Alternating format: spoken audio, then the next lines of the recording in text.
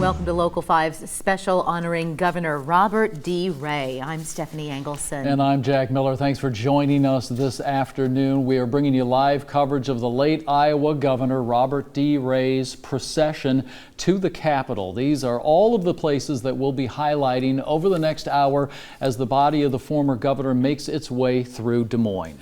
These locations all highlight different key moments of Governor Ray's life, important spots in Des Moines for him and his legacy. He will then lie in state at 5 p.m. inside the state capitol. His body just left a Dunn's funeral home in Des Moines, which is where the route started. This is a live look at that route right now, and they are making their way to Terrace Hill, which of course was the governor's residence. He was the first Iowa governor to actually live in Terrace Hill with his family. Yeah, Robert D. Ray, a long and storied life here in Iowa, spent a lot of years at Terrace Hill for 14 years as governor of Iowa, and this is a true Iowa story of a man who was born in Des Moines and went to Roosevelt High School, graduated from Drake, served in the military, met a girl he loved in high school, and just continued on and on to become one of the big political names in the history of Iowa. And when we talk about Robert Ray, we have to talk about his wife, Billy Ray, because they were not only wildly in love by all accounts, but they were also partners. Everything that he accomplished, he did with her at his side. And we are now at Wesley Acres. We'll be passing by Wesley Acres here in just a moment, which is where Robert Ray passed. He and Billy lived there for the past several years. You can see right here, there's that location.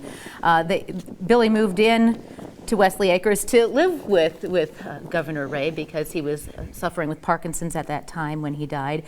So they wanted to live together again. Again, that love story continued at Wesley Acres here. Yeah, and we got the news that he had passed peacefully there, surrounded by family at Wesley Acres, 89 years old.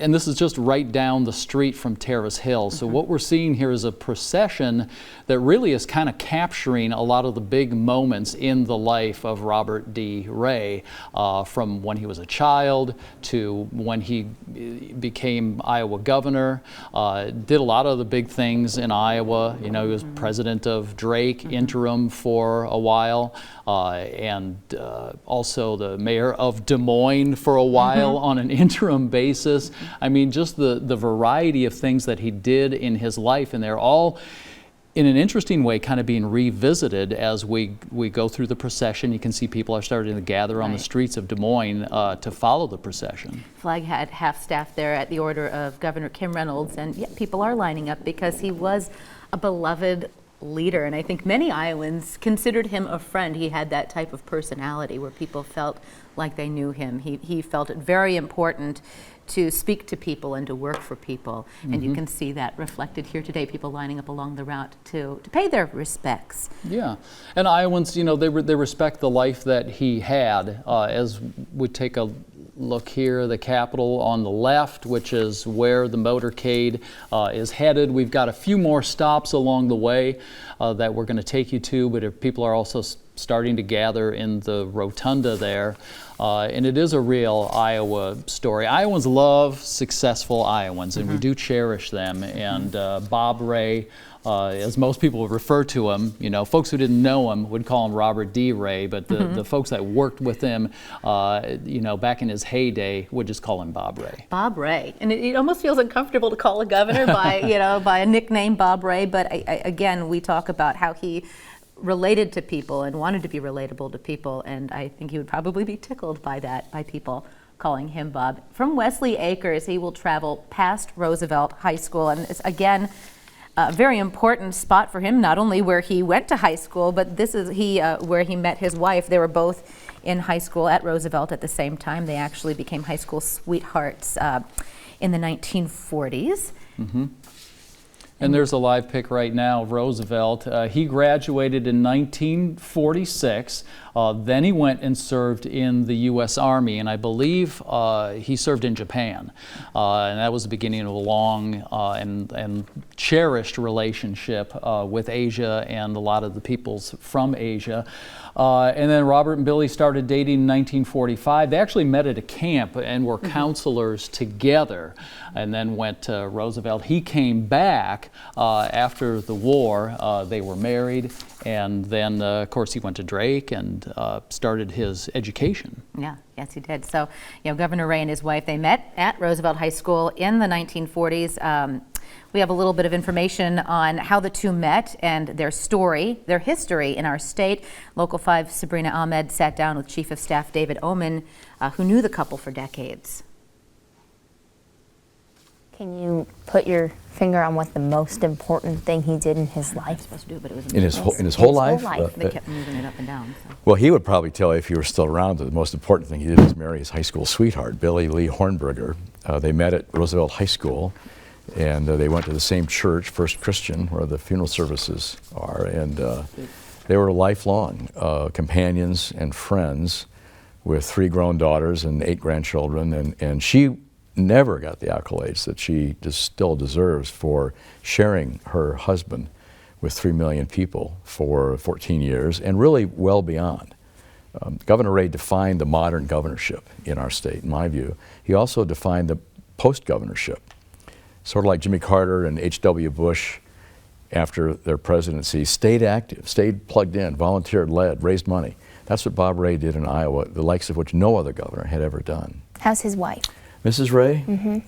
Well, I saw her Sunday afternoon, right after the governor passed away, and it was tough. Yeah. And she was more concerned how I was doing. And the other gentleman was with me and, from the Ray team. She was always supportive of him, but she too made a sacrifice. When you're in public life, your spouse gives up a lot. Your kids give up a lot, certainly time. There weren't a lot of Friday nights when he was home, or even for that matter, sometimes Saturday nights and or weekends. They tried mightily to keep Sunday protected. But that was hard, and so when a moment like this happens, I think we always pause and recognize the individual. But we should also think about and express appreciation to the family, because they gave up a lot.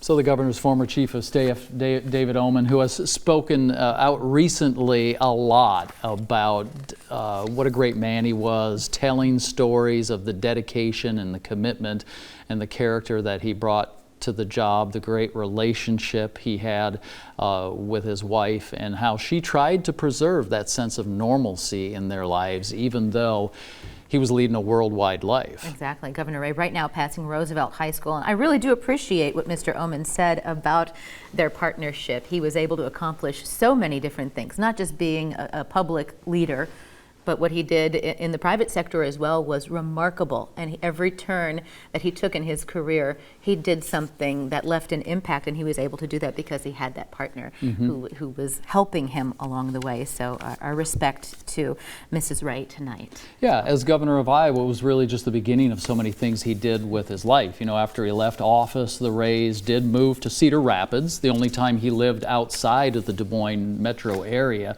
And then he became president and chief executive officer of Life Investors, Inc., which has been gone on to be known as Aegon, which is a big company in Cedar Rapids. Eventually, the Rays did move back to Des Moines when he became the president and CEO of Blue Cross and Blue Shield of Iowa. So, big business leader in the state of Iowa. And then the Ray also owned a radio station in Estherville. He was also a co-owner of WMT, which has been a very popular radio station in Cedar Rapids for years. Did so much with his life. We're just scratching the surface. Yeah. Because he was, tapped at Drake, tapped by the city of Des Moines to also fill other roles. Whenever there was a need for some strong leadership, everybody wanted Robert Ray to step in, and it seemed like his answer was yes. Yeah, it seemed like he was sort of the perennial leader that Iowans looked to when they wanted a man of character, someone sensible who could bring together people with opposing viewpoints and try and get things done. in the late 90s it was that he filled out a term as mayor of Des Moines, did that we had mentioned, and also chaired the Drake University Board of Trustees when there was a vacancy there, and was ultimately named president of Drake too. And we know right now they are on their way to pass Drake University. We've talked about how important Drake was to him. He and Billy both graduated. He had a business degree and then went on to get his law degree. We have another live look here inside the rotunda at the Capitol, where Governor Robert D. Ray will lie in state for Iowans to pay their respect. You can see people are gathering now. There will be a small ceremony of wreath layings, and then people will be able to file through and say goodbye to Governor Ray. Yeah, and we expect a lot of folks. If you are watching this broadcast and you want to become a part of this, there would still be time for you to head down to the Capitol. They had asked that folks get there at 4 p.m. because there is security that you have to go through. But he's also going to be there. His body is going to lie in state until 8:30. So I would imagine that, I don't know for sure, but I would imagine that security isn't just going to stop at 5:30 when the actual ceremony begins in there. I think you may still be able to head down and get into the Capitol Rotunda if you like. And the motorcade is making its way to Drake University. They will pass the university there. We were talking again about how important it was to him. He was a lifelong Bulldog fan after receiving his business degree and law degree at Drake University. Mrs. Ray also attended Drake University, graduated from Drake University, and Local 5's Rafael Lopez went to Drake University's Robert and Billy Ray Center. And he talked with the executive director about the late governor and how the center is a way for his legacy to live on forever.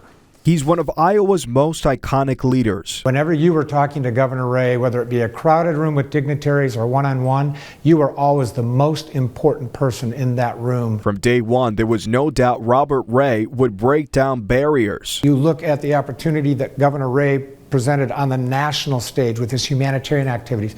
It was all done with civility. It was all couched in ethical leadership and character. An ethical leadership that's now displayed at the Robert D. and Billy Ray Center inside Drake University. And what you'll see if you come to the center are memorabilia of theirs that is on display, artwork that's on display that reflects that connectivity. Part of that memorabilia includes a picture of Governor Ray in the Oval Office. It was the same day he told President Ford that Iowa would open its arms to refugees. 50 governors were asked to respond to this.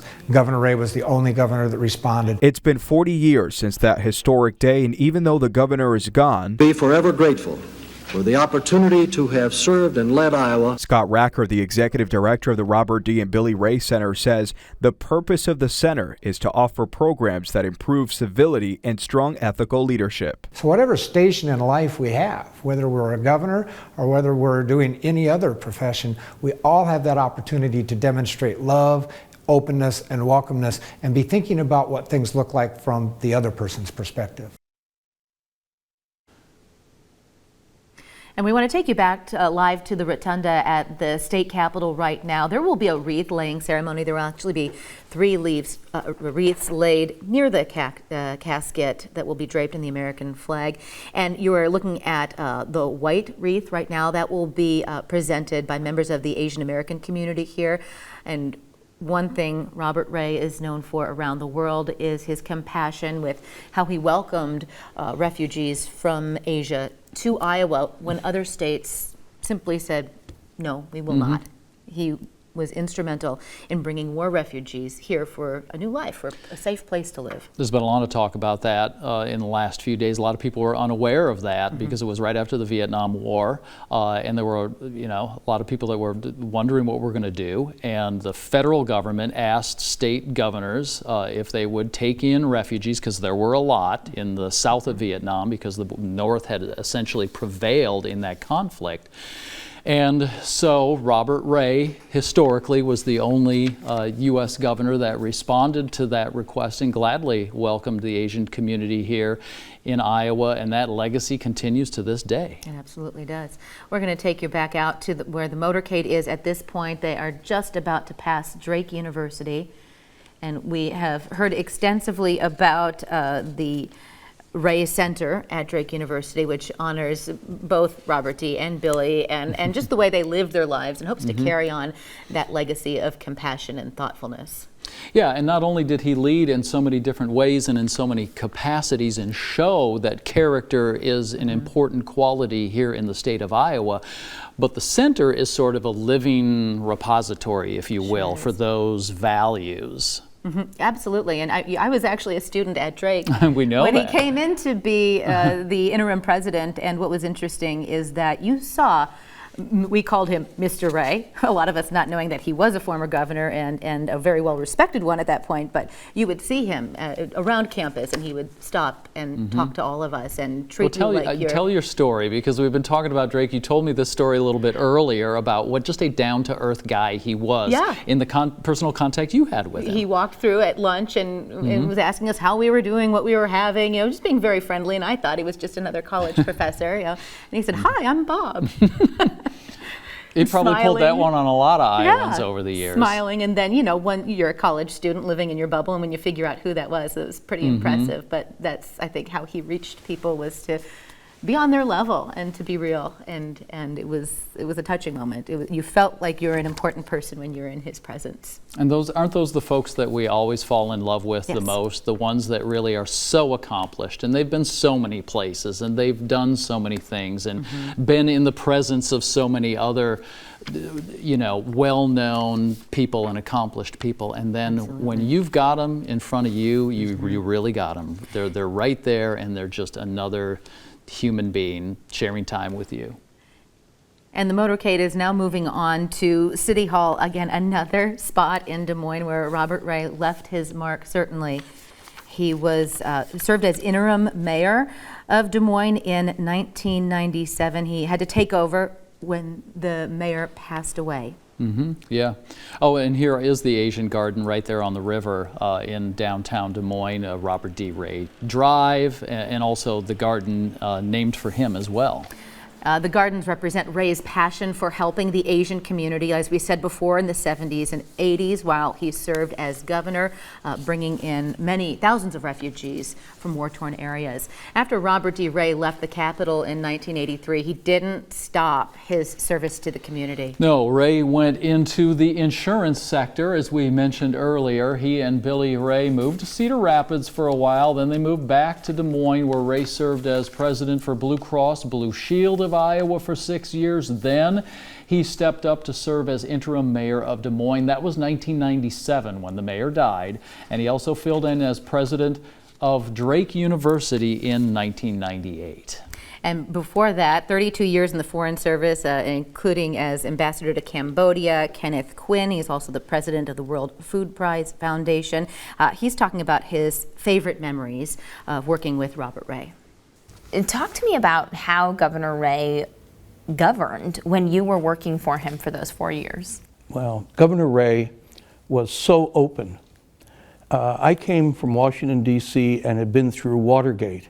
I had been in the White House when Richard Nixon resigned and walked out the door. And people had such disdain for government. And I showed up in Des Moines and I found that here people still had faith in government. And it was because Governor Ray was open. He was totally transparent. He was honest. He dealt with both parties. He was a governor who sought compromise. He sought the middle. How can he bring people together and find agreement? And he was personally available to citizens of Iowa.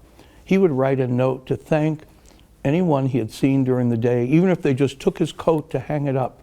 He'd sit at night in the office writing a handwritten note. He had like 70% approval rating when he left office. It's because probably 70% of Iowans got a note from him at one time. So it was just something to behold. He maintained faith and trust in government in Iowa through who he was. What do you want people to remember about Governor Ray? I want people to remember that Governor Ray took Iowa into center stage of international humanitarian endeavors. At one of the most critical moments, when the Vietnamese boat people were escaping out of that country, they didn't want to live under communist rule, desperate for freedom. Governor Bob Ray became the first governing official in the world to step forward and say, we will rescue the boat people. So powerful what he is saying, and we are seeing that effort and that passion that he had for bringing refugees here, giving them a new life, displayed at the State House Rotunda right now, the Capitol Rotunda right now, where the Asian American community will be laying a wreath as appreciation. Yep, along with others. And let's check in at the Capitol right now, where Local 5's Angelina Salcido is standing by with more. Angelina? Well, we had been here for quite a while now, and I've watched as people have come here to see Governor Ray Lionstain, to pay their respects to him. We're going to take a look now at what's going on here below the rotunda. So we have a large presence from the Asian community here. There are also going to be officials that currently are at the State House, and as well as his family, and former staff that used to work with Governor Ray. They are all here to pay their respects for him, and this is something that is very, very important to them, as well as many Iowans that are going to be coming from all over Iowa to see Governor Ray Lionstain. He is the 8th person to lie in state, and the last person that lied quite a while ago. So you can see, I'm sure Don is showing you, our chief photographer is showing you the wreaths that are going to be laid. He will be lying in the circle here in the middle. His casket will be there, and he's going to be receiving a wreath from the Asian community, a wreath from current Governor Reynolds, and a wreath from his family as well. We were down there earlier today just kind of watching everyone come in and observing everything that was going to be happening. It was a lot quieter than it is right now. Everyone's just kind of getting ready and kind of preparing to watch the ceremony when it starts. But the people that I've talked to here today say that it's very important for them to be here. I think that this is a historical moment for many people, whether it's someone who is older and was here when Governor Ray was in office, or someone who may be younger because their parents are teaching them about Governor Ray and about the lasting impact that he had on Iowa. His impact, I believe, will be here for a very long time. It's going to be a lasting impact that many people will never forget, whether you are older or whether you are younger. So we are going to be here this afternoon giving you guys a look at what's happening here at the Capitol, and we're going to send it back to you guys in studio for now. Live in Des Moines, Angelina Salcido, Local 5 News. We are Iowa. All right, Angelina, thanks so much. And we're also going to keep you up to date on the procession here as we're now moving from Drake University onto City Hall as the governor's body moves closer to that Capitol Rotunda. And as we wait for Governor Ray to go to this next spot, we want to hear from those who knew the governor the best. Yeah, Local 5's Sabrina Ahmed sat down with David Oman, Governor Ray's chief of staff when he was in office. Hear what he wants Iowans to remember about the late governor. He was a very strong and effective governor, and he led in a bipartisan way, which seems to be pretty rare these days. He always told us who were young working around him that you take care of the policy, do the right thing, and the politics will take care of itself. And so he wouldn't look at an issue, win, lose. He just wanted to do what was right for Iowa. With that legacy also, I believe he was a spectacular role model for people of all ages with respect to character, civility, humility, but also a lot of humor. I mean, he had a really quick wit, which endeared him to people, including journalists. And lastly, I think his legacy is even stronger because he took some courageous stands when he was governor. Didn't always do the easy thing. Your public life, you're judged when you have a crisis to deal with. And do you handle it well or do you not handle it well? And he seemed to always handle his well. Governor Ray was a driving force behind creating quite a few agencies in our state. That many Iowans are impacted by every single day. They don't even realize that Governor Ray did that. How did he come up with these ideas? Well, it was looking at the times and looking at what was needed. There were bureaus and agencies and departments galore. In some different structures you look at it, even more, and he consolidated a lot of them. For instance, we had a rail, highway, aeronautics, and maybe nautical division, I don't know, but he put them all together in one DOT. Today, you just assume it's the DOT. Covers all that. Other states sent people here. How did you do that? Well, he led.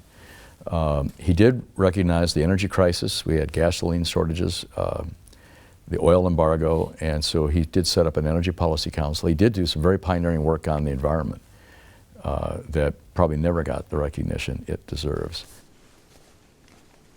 All right, and here's the latest on the procession as they make it closer to the state capitol. They're moving now from Des Moines City Hall on to the state capitol, which is the last leg of this journey that kind of revisits a lot of the big moments and the big places for Robert D. Ray as he grew up and made a career and a life here in the metro. And I want to go back to what Mr. Oman said. Governor Ray would say to him, take care of the policy and the politics will take care of itself. Very interesting. It was a different time, and he had an opportunity to work in a very bipartisan fashion, and he did it. He seized that opportunity in a big way. And capitalized on it, indeed. Certainly left a mark. Well, Rafael Lopez is live at the West Capitol steps right now, and we are going to check in with him on what he's seeing at this point as we wait for Governor Ray to make his final arrival at the Capitol. Sarah Beckman told me yesterday that Governor Ray's fingerprints are all over the State House, and she could not have. This is the perfect place for Governor Ray to obviously come in and thousands of Iowans to come and say a final goodbye. Right now, you're taking a picture.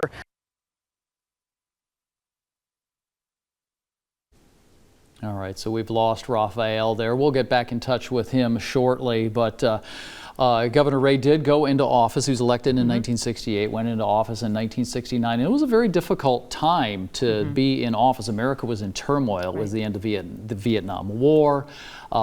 The Kennedy brothers had been assassinated, and politics was in a rough spot in America, really.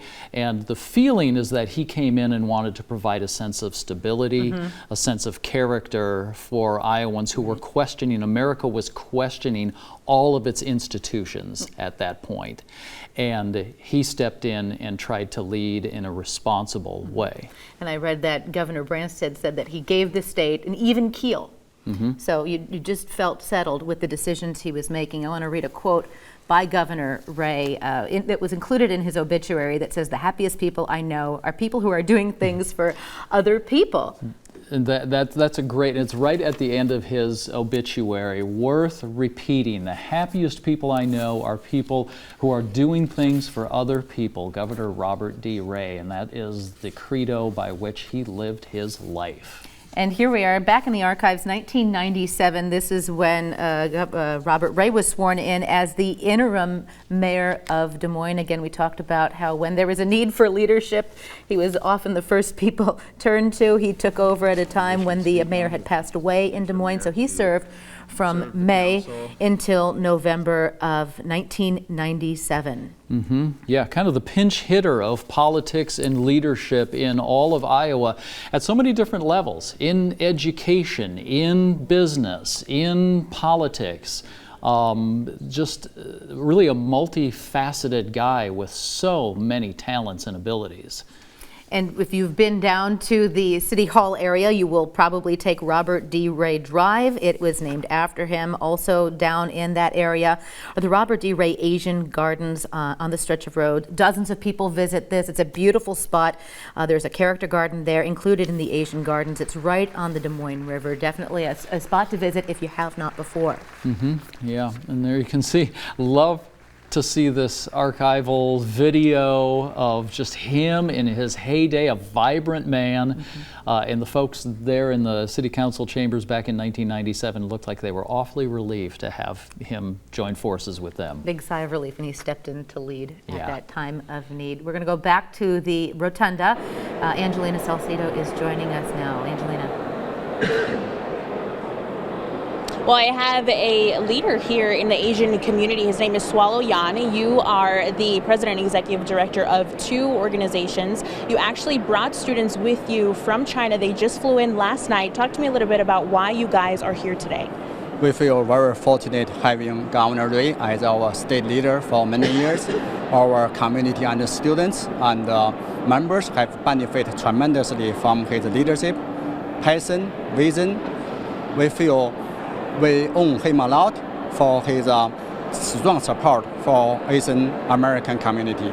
We feel that his leadership, his role model, and his legacy will last many years for our community to grow, to develop, to build up for our future of state of Iowa. Would you say that because he gave refugees the opportunity to be here in Iowa, that he opened up the doors for you guys in the Asian community and gave them kind of a new life for them to grow and establish themselves here in the U.S.? Governor Ray is a tremendous example of great leaders in America.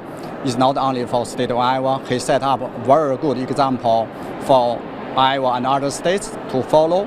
As a community member, as an Asian American who has lived in Iowa for 27 years, we feel that Iowa has been the best home for immigrants, for refugees, and for the future of America. We feel that Iowa has tremendous resources that we benefit, and we want to our home, Iowa. We want to our best home in Iowa.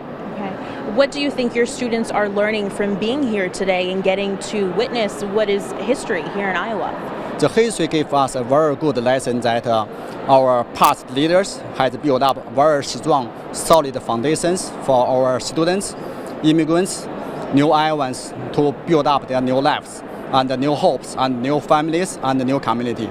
We are all together, we are all Iowans to build the best state in America. And we are together, we feel that we are in a big family.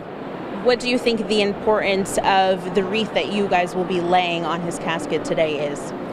The importance for our community, for our students, and for student parents is that from the history to today to future, we are very confident that the leadership in Iowa, in the United States, has set up strong future for our all America. Okay. And we feel that we are one nation and one world and one people. Okay. Well, thank you, Swallow, for being with us here today. We are going to send it back to you guys in studio, but as you can see, he has created a lasting impact in the Asian community that's here in Iowa, and they are very happy about being here today and getting to witness history. For now, live in Des Moines, Angelina Salcido, Local 5 News, We Are Iowa. All right, Angelina, thank you. And here's a live look outside the west steps of the Capitol right now as Governor Ray's procession is pulling up to the front of the Capitol. And there are a lot of people gathered there waiting to see him inside the rotunda. His family will be there inside waiting as well. They will gather. The ceremony is supposed to begin right around 5 p.m. And here's a different look here. They're getting ready to come into the rotunda. Of course, Governor Ray was elected as Iowa's 38th governor back in 1968. It was a hard-fought primary, then campaigning. He survived an airplane crash up near Clear Lake. He got a leg injury in that before he was elected. So it was not an easy path for him to become governor, but he took office January 16th of 1969. And Jack, we talked about what a difficult time.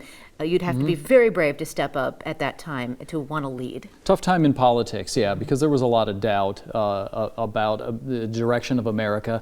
I mean, you know, the same feelings exist today. People are always questioning, you know, our institutions. That's what keeps America great. But that was a particularly tough time because there was a lot of distrust coming out of the Vietnam War. And he stepped up and really gave Iowans the reliable leadership that they were looking for. He was a man who loved to spend time at the Capitol. He was a workaholic. I mean, let's go ahead and say that. And his wife fought for those Sundays that we talked about later to have some family time. But we've been told the stories of how he would return to the Capitol some evenings. He'd sit there and write Iowans letters and respond to their letters that they had written to them. He would call people personally. Could you imagine getting a phone call at 7 p.m. in the evening saying, "This is Governor Ray, you had written me or you had reached out to me somehow"? To get communication back from him is just the idea of that gives you a real glimpse into the kind of person he was. And we were told that some people that he would reach out and call thought it was a joke. maybe thought they were being pranked, then he would assure them, no, I am not a prankster, but I am your governor, and I'm calling you back. And we see his legacy in a lot of the bills that we talk about today, a lot of the laws. For instance, the bottle bill, that's something he set up. He lifted state sales tax on food and prescription drugs, created the Iowa Department of Transportation. He helped bring more transparency to government through open record and open meeting laws. He even started a weekly press conference, and the press conference room is known as the Robert D. Ray Press Conference Room. And there's a picture of him inside this room where press conferences are held to remind us of the man who felt that transparency was vital. And the list of his accomplishments and what he undertook just goes on and on and on, just during his 14 years in office. Why don't we take a little listen to what's going on right now?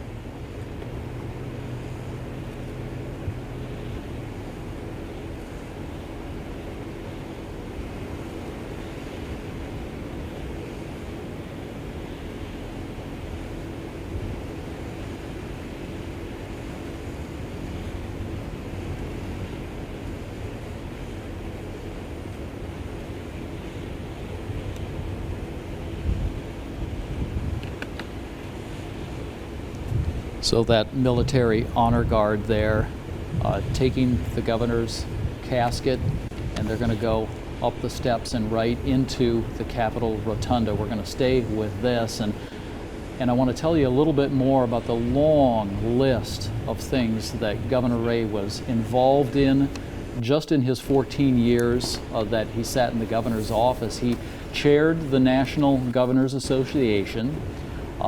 He chaired the Republican Governors Association, the Midwest Governors Association, the Education Commission of the states. He was president of the Council of State Governments.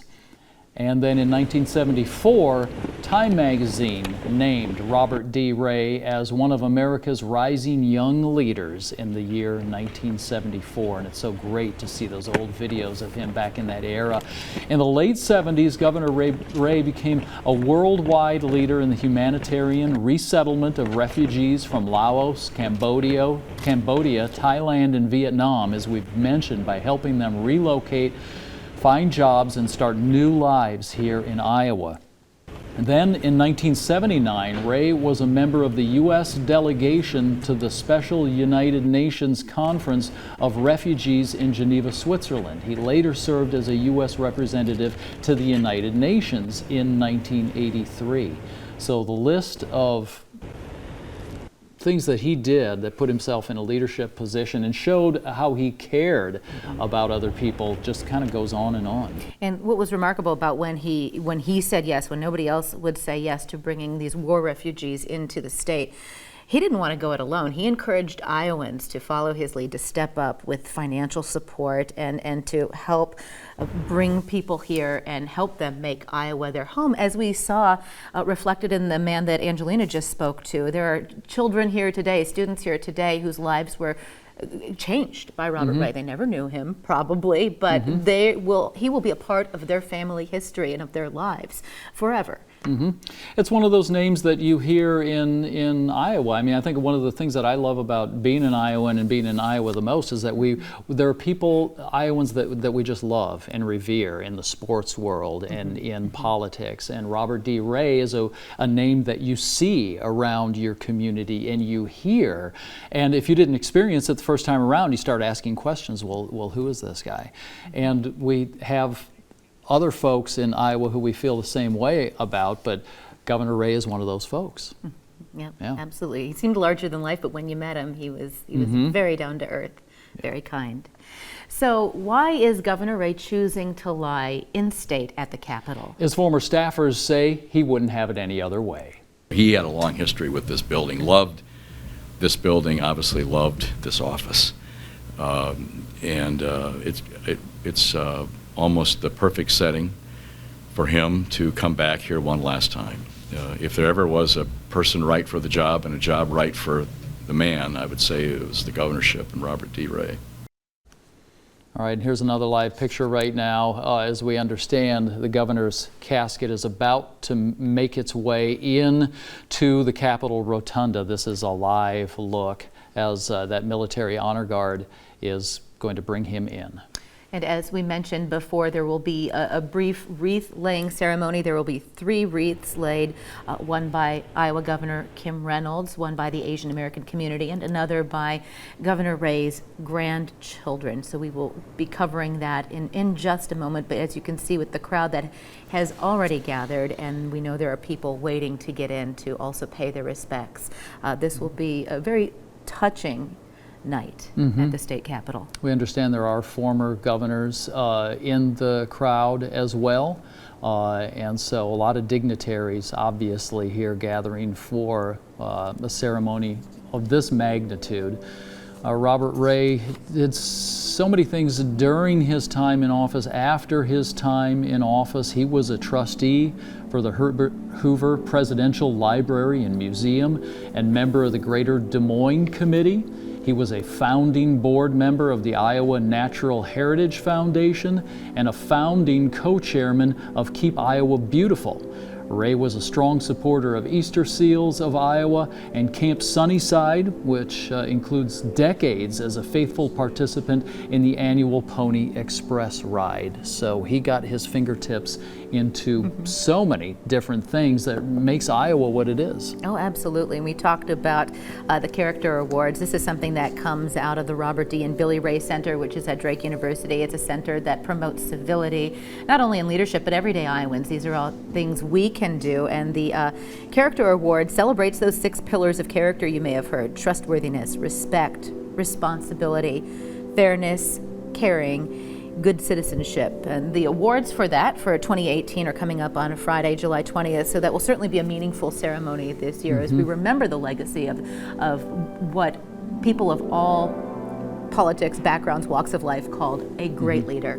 He's been honored many, many times. He was the only governor or former governor to receive Iowa's highest honor, the Iowa Award. That was presented by Governor Vilsack and the Iowa Centennial Memorial Commission. Ray was the first recipient of the Des Moines Register's Iowa Star Award after having been named by the paper in 2000 as the most influential Iowan of the 20th century. How does that hit you? The most influential Iowan of the 20th century. He was inducted into the Iowa Insurance Hall of Fame, the Business Hall of Achievement, the Iowa Business Hall of Fame. Here's one of my favorites before we go, because we're just about to go. But did you know, he's a big Drake Bulldogs fan. He got his undergrad and his law degree from there.